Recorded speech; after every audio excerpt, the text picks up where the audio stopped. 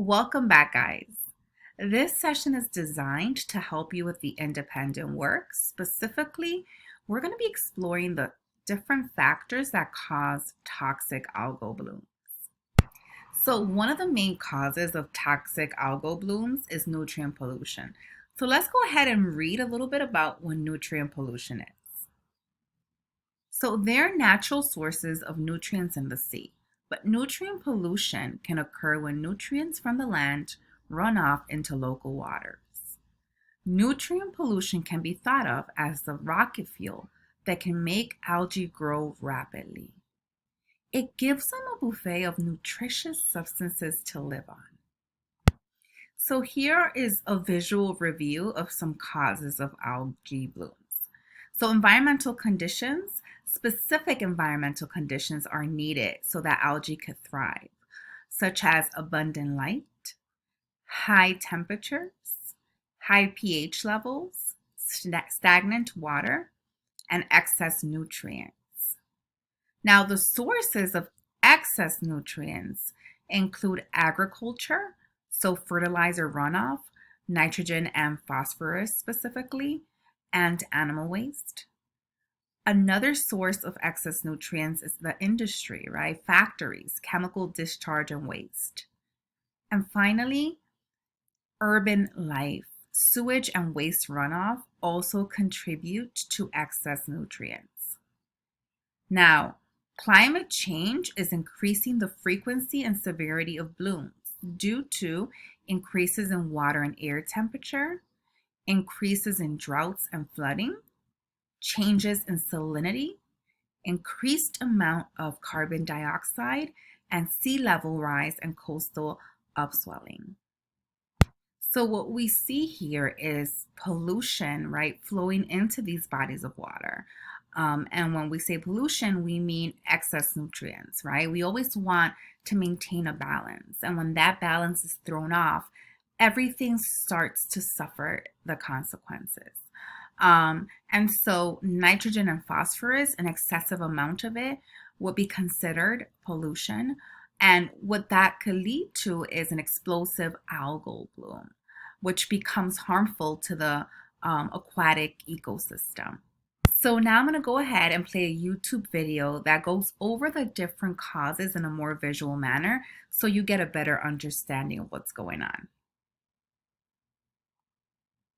Algae need nutrients, including carbon, nitrogen, and phosphorus to grow. Because algae are important to aquatic life, these nutrients are essential. But if nutrient concentrations become too high, algal blooms can increase. Human pollution like wastewater, sewage, and fertilizer runoff from agriculture contain high levels of nitrogen and phosphorus, which can end up in our lakes and rivers.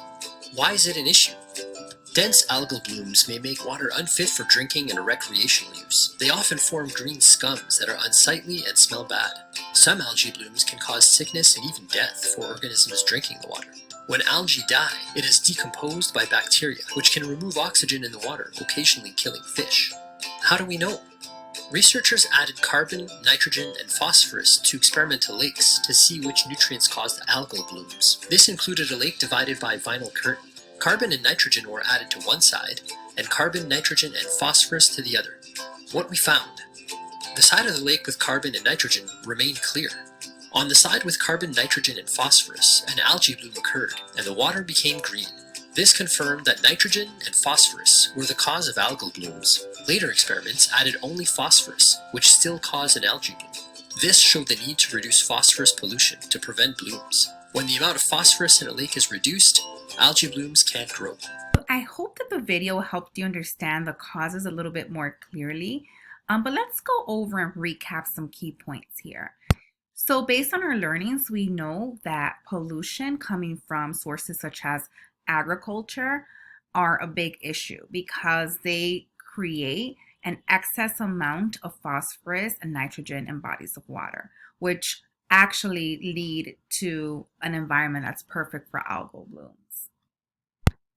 So one of the things I also want to focus on is the fact that weather could worsen this runoff, right, of nutrients. So rain may worsen by hurricanes, for example, wash some of this fertilizer into streams and lakes, which eventually end up in bodies of water.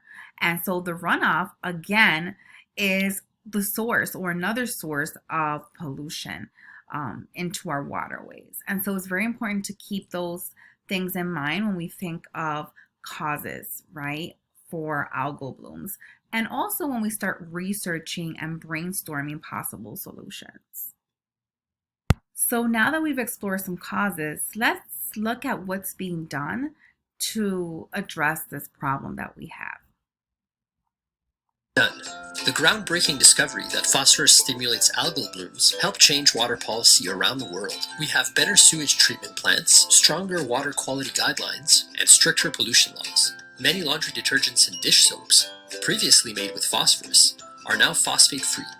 Fertilizers and agricultural land are now regulated more carefully in Canada.